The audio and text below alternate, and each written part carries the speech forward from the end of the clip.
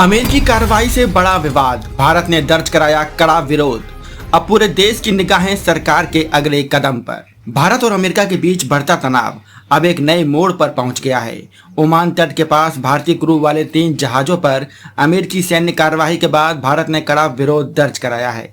इस घटनाओं में एक जहाज पर हमला होने से 3 भारतीय नाविकों की मौत की पुष्टि हुई है, जबकि अन्य जहाजों के भारतीय चालक दल को सुरक्षित निकाला गया। भारत ने अमेरिकी राजनयिक को तलब कर अपनी आपत्ति दर्ज कराई और ऐसे हमलों को तत्काल रोकने की मांग की है। घटना के बाद पूरे देश में आक्रोश का माहौल है। लोगों का सवाल है कि भारतीय नागरिकों की जान जाने के बाद अमेरिका ने ऐसी कार्रवाई क्यों की और आगे भारत की रणनीति क्या होगी। भारत सरकार ने स्पष्ट किया है कि भारतीय नाविकों की सुरक्षा सर्वोच्च प्राथमिकता है। विदेश मंत्रालय ने अमेरिका के समक्ष औपचारिक विरोध दर्ज कराते हुए कहा कि क्षेत्र में तनाव कम करने के लिए संवाद और कूटनीति ही सही रास्ता है। वहीं इस घटनाक्रम के बाद अमेरिका की विदेश नीति को लेकर भी बहस तेज हो गई है।